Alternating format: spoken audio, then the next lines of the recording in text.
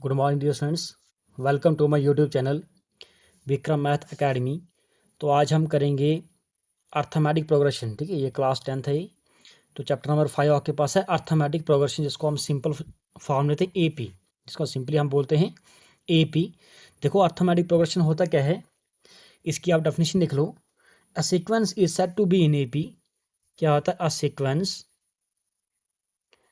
Sequence is said to be an AP, to be an AP means arithmetic progression if the difference of any term, if the difference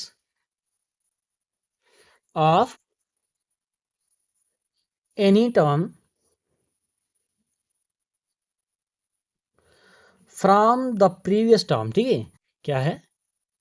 from the previous term, previous में पिछली term को, is called an AP, हम उसी को कहते हैं हम is called an AP. देखो क्या बोल रहा है, बोलता है एक सीक्वेंस को हम एपी तब कहते हैं जब difference of any term from the previous, ठीक है, किसी भी टर्म को आप पिछली वाली में से माइनस करोगे तो जो आपके पास रिजल्ट आएगा वो होना चाहिए कांस्टेंट। ठीक है, then and from the if the difference of any two term from the previous term, जब आप निकालोगे, जब आपके पास वो कांस्टेंट आएगा उसी को हम बोलेंगे previous term. Previous is constant, previous term is constant. अगर वो आपके पास कांस्टेंट आ जाए उसी को बोलते हैं इज कॉल्ड इन एपी। या हमारे पास दूसरी डेफिनेशन, आप इसको लिख लो, आप दूसरी डेफिनेशन लिख लो। A sequence is said to be an AP whose next term, जिसकी हम next term is obtained by adding a fixed number। Fixed बोलता है एक सीक्वेंस को हम एपी तब कहते हैं जब उसकी नेक्स्ट टर्म जब हमारे पास आती है कोई किसी फिक्स नंबर को ऐड करके आ जाए। ठीक है, जैसे आपके पास 2 है, 2 + 2 करो 4, ठीक है, 4 + 2 करो 6, 6 + 2 करो 8 आता है, उसी को हम बोलते हैं एपी। या अगर एक और डेफिनेशन लिख लिए, एक और डेफिनेशन लिख लो,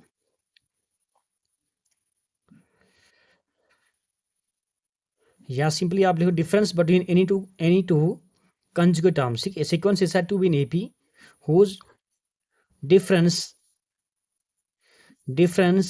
between any two consecutive terms। ठीक है, difference between any two consecutive terms, consecutive लगातार वाले टर्म, ठीक है, कंजिक्यूटिव टर्म्स इज कांस्टेंट, उसी को हम बोलेंगे एपी। ठीक है, ये मैंने ऐसे दिए शार्ट जैसे खाली समझाने के लिए। Difference between any two consecutive term, ठीक है, कोई भी आपके पास कोई भी लगातार वाले दो टर्म्स है, उनका डिफरेंस अगर आपके पास कांस्टेंट आ जाए तो उसी को हम एपी बोलते हैं। एग्जाम्पल क्या है, एग्जाम्पल ले लो, आपके पास जैसे 4 है, 8 है, 12 है, 4 8 12 16 20, ठीक है, ये आपके पास क्या है, इनफाइनाइट सीक्वेंस है ये। तो देखो आपके पास क्या है, आप इन दोनों का डिफरेंस करो चेक, 8 में से 4 निकाल दो तो कितना आता है, 4 ही आता है। इन दो का डिफरेंस करो, ये भी 4 आता है, इन दो का करो, इनका डिफरेंस 4 आता है, इन दो का करो, इनका डिफरेंस जो आपके पास क्या आता है, 4 4। तो जब आपके पास किसी भी टू टर्म्स, कोई भी दो टर्म्स, एनी टू टर्म्स, अगर उनका डिफरेंस अगर फाइंड, अगर आपके पास कांस्टेंट आता है, देखो इन दो का मैंने क्या, इन दो का कोई भी दो ले लो, ठीक है, कंजुगेट टर्म्स को इन्हीं को बोलते हैं conjugative.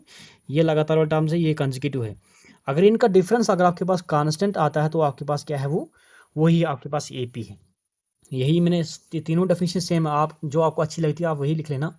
A sequence is said to be in AP if the difference of any two terms from the previous. कोई भी टर्म का डिफरेंस आप ले लो प्रीवियस टर्म में से, अगर वो कांस्टेंट आता तो वही आपके पास एपी है। जैसे आपके पास ये वाली है, ये मैंने 16 लिया, 16 का पिछला बार क्या आ रहा है, प्रीवियस क्या 12, तो आपके पास क्या आ रहा है, 4 आता है। आप इसी तरह कोई भी चेक कर लो तो आपके पास उसी को हम बोलेंगे AP, ठीक है। नेक्स्ट आपके पास देखो यहाँ पे अर्थमेटिक प्रोग्रेशन है। देखो प्रोग्रेशन क्या होता है, प्रोग्रेशन आपके पास इसकी डेफिनेशन लिख लो नेक्स्ट पेज पे। तो देखो प्रोग्रेशन क्या होता है, प्रोग्रेशन आपके पास होता है कोई भी सीरीज अगर आप लेते हो, if the number of the series constantly, चाहे वो सीरीज कॉन्स्टेंटली इंक्रीज करे या डिक्रीज करे इन न्यूमेरिकल वैल्यू, उसी को हम सिंपली बोलेंगे प्रोग्रेशन, ठीक है। अगर लिखना तो लिख लो, if the number of the series, if the if the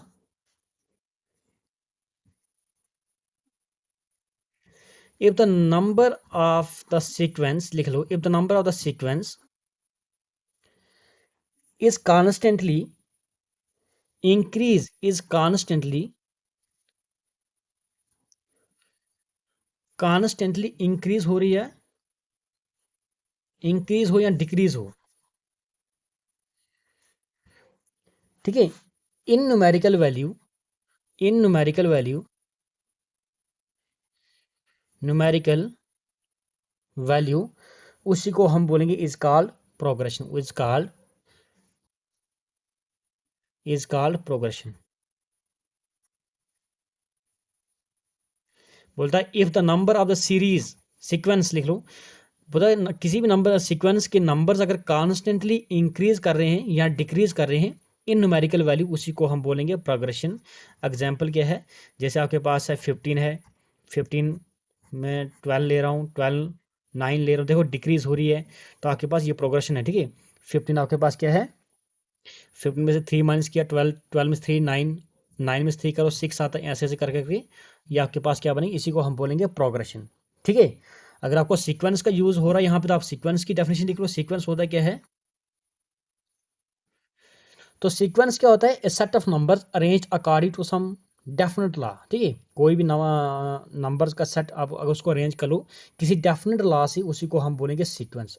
a set of numbers, a set of numbers, a set of numbers arranged according to some definite law, according to some definite law is called, उसी को हम क्या बोलेंगे, sequence, क्या बोलेंगे, ठीक है। A set of numbers arrange according to some definite law is called sequence. Example ले लो आप, 2 4 6 8 10, इसी को हम क्या बोलेंगे, इसी को हम बोलेंगे सीक्वेंस। जब हम क्वेश्चन करेंगे वहां पे कंप्लीटली आपको इसकी समझ आएगी। सीरीज का यूज भी हो रहा है, सीरीज भी लिख लो।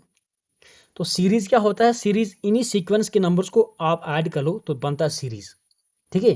तो इतने ये फिलहाल आपके सिलेबस का नहीं है, लेकिन थोड़ा यूज होगा आगे। लिख लो ये सीरीज, SERIES, सीरीज लिख लो। तो सीरीज क्या होता है, मैं थोड़ी सी डेफिनेशन दे रहा हूँ इसकी। It is the sum of given sequence of terms, ठीक है। क्या है ये, it is the sum of given sequence of terms, ठीक है। जो भी आपके पास ये टर्में हैं, जैसे मैंने ऊपर वाले एग्जांपल ले रहा हूँ मैं, यही इन्हीं टर्म्स का सम आप ले लो, 10 तक ले रहा हूँ मैं। 2 + 4 + 6 + 8 + 10, ठीक है। तो आपके पास क्या है, इसी को हम बोलेंगे सीरीज। इन्हीं टर्म्स का आप सम कर लो, इसी सीक्वेंस के नंबर्स का, इसी सीक्वेंस की जो टर्म्स आपके पास है इनका ही सम करो, आपके पास क्या बनता है, सीरीज बनती है। तो सीरीज एक्चुअली आपके पास डिनोट किया जाता है समीशन से, summation I from 1 to n, यहाँ पे कुछ भी आ जाए, जैसे 2n लिखा मैंने, n लिखा, n और n क्या है, ये आपके पास आ जाएगा n, और n इज n आपके पास क्या, n is an even number. यहाँ आपके पास बनेगा, इसको लिख लो आप, सिंपली आप लिख लो 2n लिख लो, और n फ्रॉम 1 to 5 करना पड़ेगा, 1 to 5, ठीक है।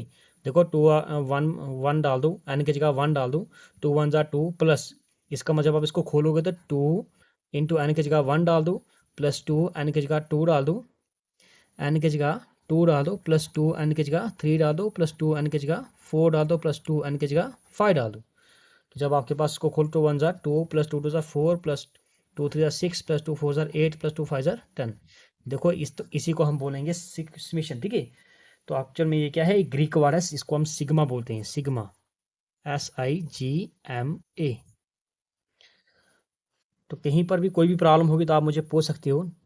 नेक्स्ट हमारे पास है, एक दो नोट लिख लो।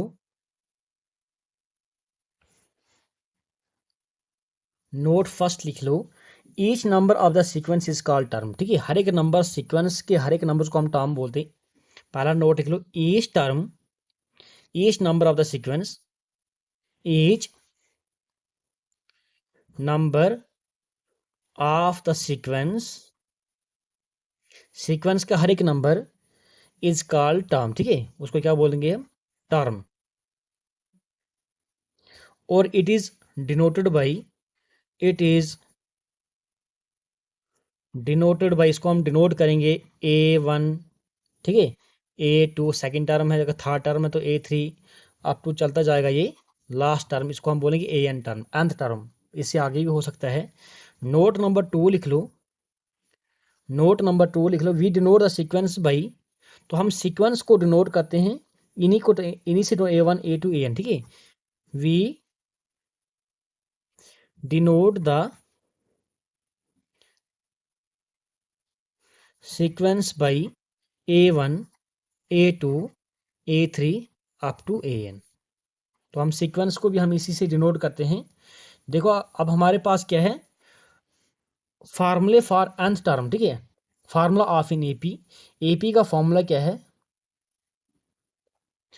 तो लिख लो general formula, general formula of an AP. तो जर्नल फार्मूला एपी का क्या है, A of N is equal to A plus N minus 1 of D. ये आपको याद करना पड़ेगा। ये आपके पास क्या है, nth टर्म का फार्मूला है, ठीक है, लास्ट टर्म का फार्मूला है, या जर्नल फार्मूला का, जर्नल आपके पास फार्मूला है एपी का। यहाँ पे आप लिख सकते हो where a n is equal to, इसको हम कहेंगे, ए एन को कहेंगे nth term of an AP, nth term of an AP, या हम इसको बोलते हैं last term, last term, last term of an AP, nth term, ठीक है। इसको हम एल से भी डिनोट करते हैं। ये जो ए है, इस ए को बोलेंगे हम फर्स्ट टर्म, क्या बोलेंगे, फर्स्ट टर्म। जो भी आपके पास, जो भी सीक्वेंस अगर आपके पास आएगी, जो भी अगर एपी आपके पास है, उसके जो पहला नंबर जो आएगा, पहला टर्म जो आएगी, वो हमेशा फर्स्ट टर्म आएगी। दूसरा आपके पास देखो यहाँ पे और एन, एन आपके पास क्या होता है, नंबर ऑफ टर्म्स, ठीक है, कि इस सीक्वेंस में कितनी टर्म्स है। N means number, number of terms, n means number of terms. और डी आपके पास देखो, डी भी यहाँ पे यूज हो रहा है, डी निकलता है हमेशा सेकंड टर्म में से फर्स्ट टर्म, ठीक है, सेकंड टर्म में से फर्स्ट टर्म आप माइनस करो, आपके पास निकलता है डी, और इसका नाम है कॉमन डिफरेंस। इसको क्या बोलते हैं, कॉमन डिफरेंस, ठीक है। एक नोट यहाँ पे लिखते हैं, नंबर ऑफ टर्म्स के नॉट बी नेगेटिव, एन कभी भी नेगेटिव नहीं आएगा। That means number of terms जो होंगी, number of terms, that means जो एन होता है, के not be negative, can not be negative और फ्रैक्शन, फ्रैक्शन में यहाँ इस एन कभी भी नेगेटिव नहीं आएगा, ठीक है, एन कभी भी नेगेटिव नहीं आएगा। नोट नंबर 1 है ये। नोट नंबर 2 लिख लो, डिफरेंस में भी नेगेटिव, पॉजिटिव और जीरो, ठीक है। कॉमन डिफरेंस जो आपके पास है, कॉमन डिफरेंस जो मैंने डी लिखा है, ठीक है, मे बी पॉजिटिव, मे भी पॉजिटिव, नेगेटिव और जीरो। तो दैट मीन डिफरेंस, अगर कॉमन डिफरेंस जो आपके पास है वो नेगेटिव हो सकता है, पॉजिटिव हो सकता है, और या उसका जीरो भी आ सकता है, ठीक है। तो ये थी आपके पास इंट्रोडक्शन, पहली एक्सरसाइज की 5.1 की इंट्रोडक्शन है। बाकी मैं आगे आगे कराऊंगा। तो कहीं पर भी कोई भी प्रॉब्लम होगी इस इंट्रोडक्शन में तो आप मुझे कमेंट करके पूछ सकते हो। तो thank you dear students for watching this video. Thank you, please channel को सब्सक्राइब करना। Thank you.